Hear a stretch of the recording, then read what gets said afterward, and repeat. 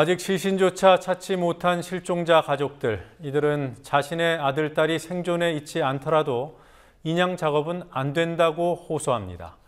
인양 작업 개시는 시신 수색의 중단을 의미하는 것이고 인양 후 시신을 찾더라도 시신이 온전할 수 없기 때문입니다. 정부는 가족 동의 없이는 인양을 하지 않겠다는 입장을 여러 차례 밝혀왔지만 몰래 인양을 위한 상황실을 비공식적으로 가동해왔다는 정황이 국민TV에 의해 확인됐습니다.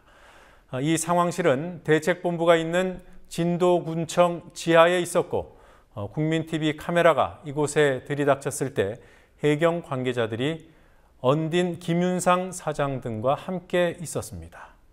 김현주 PD가 보도합니다. 진도군청 행정동 지하에서 의문의 상황실이 발견됐습니다. 평소 민방위 교육장으로 쓰이던 이곳 내부로 국민TV 취재진이 들어가자 당황한 기색이 역력합니다. 죄송합니다. 말씀드리기 좀 그 성장기한테 얘기 좀 해주세요.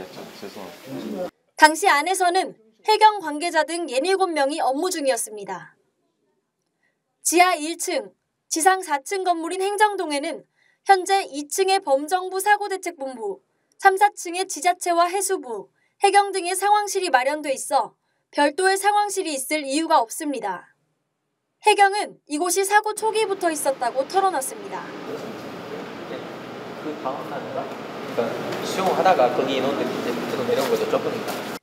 하지만 사고 발생 후 열흘이 넘도록 기자들조차 지하 상황실의 존재를 모르고 있었습니다. 지하에도 있어요? 지하는 모르겠는데. 이곳에서는 해경 관계자 외에 인양업체인 언딘 관계자들도 함께 목격됐습니다. 특히 다이빙벨 문제가 첨예했던 지난 토요일 오후 에쿠스 승용차를 타고 팽목항을 빠져나갔던 김윤상 언딘 사장도 이곳에 함께 있었습니다. 사장님 기자 좀 뵙자고. 정부와 언딘 측이 이곳 지하 상황실에서 이른바 인양 작전을 비공식적으로 준비해온 것이 아니냐는 추정을 할 수 있습니다. 언딘 김 사장은 지난 23일 국민TV 취재 과정에서도 인양을 준비하고 있다는 취지의 발언을 했습니다. 적당한 시점 되면 투입을 할 겁니다. 인양 준비나 아니면 구조 마무리 시점이죠. 하지만 해경 측에서는 상황실이 좁아 내려가 있는 것뿐이라고 해명합니다. 저기서 이제 다 못 들어간 사람들이 1인 밀려온 거예요. 3층에 걸쳐 사용하고 있는 상황실이 좁다는 해명은 그 자체로 공색할 뿐 아니라 이미 상황실에 근무하는 대책본부 관계자들의 말과도 다릅니다. 특별히 좁거나 그러진 않으세요? 다른 사무실 가서 일해야 되신데. 뭐 그런 것은 없습니다. 여기 사무실 전체 쓰니까. 해경은 언딘 김윤상 사장과 접촉한 사실에 대해서도 부인으로 일관했습니다.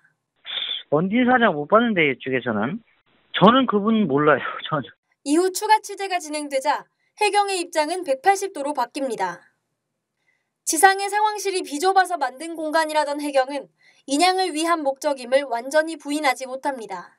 나중에 있을 이제 인양 논의가 있으면 또 그런 거를 이제 준비하기 위한 그런 팀이거든요. 예.